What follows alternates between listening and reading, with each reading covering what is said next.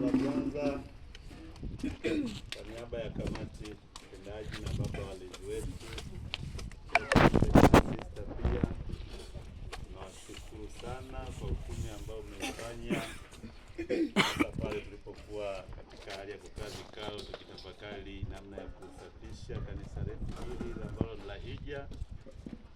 Tukaweka walau kila parokia itoe baadhi ya dua, na kweli wamefanya hivyo.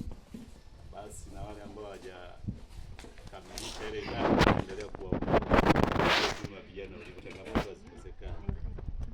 Lakini la pili, Baba Mangale atatoa namba yake ya simu ya WhatsApp kwa ajili ya kutuma picha zetu za passport size ili afanye maandalizi ya vyeti. Na ikibidi kama itawezekana leo mtafute bando, wale wa Chris bando mtaniona kwa ajili ya kufanya utafiti mzuri wa kutuma kwa Baba Mangale ili siku hiyo husika aweze kunani kuja kutetea moja kwa moja.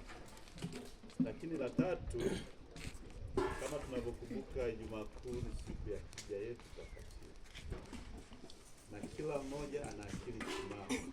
Anapotoka nyumbani anajua anapaswa anakuja kwenye Hija. Anakuja kwenye Hija kufanyaje?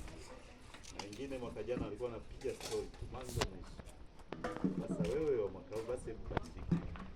Zile story ambazo ulizokuwa unapiga baada ya Hija, na hasa tutakuwa tunarudi nyumbani kama utaki kutafakari Hija.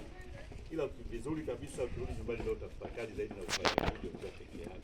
Ila tunapokuwa kwenye Hija tunaomba tuwe waaminifu. Nimelifanya ni wazi kwamba hivi mtu yuko tayari wakati wote kwa ajili ya Kristo wake.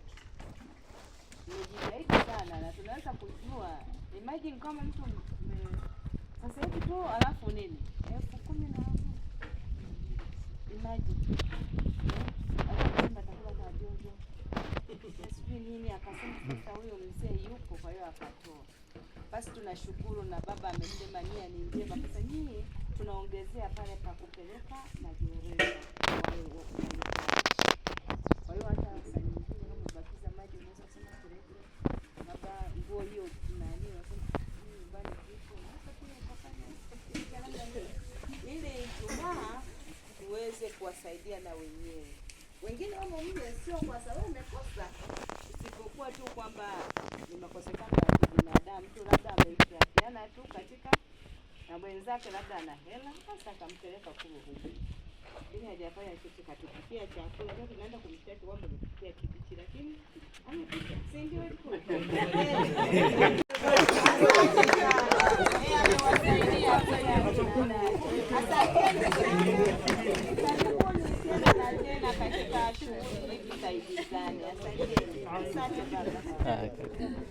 Nawapongeza kwa kazi, kwa utayari, vile vile kwa shukuru.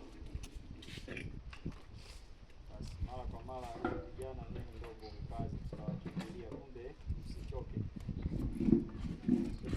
Sasa shughuli za kanisa kama hizi. Tuendelee kuomba utayari wenu tena na tena, na wengine tuwashawishi wajumuike katika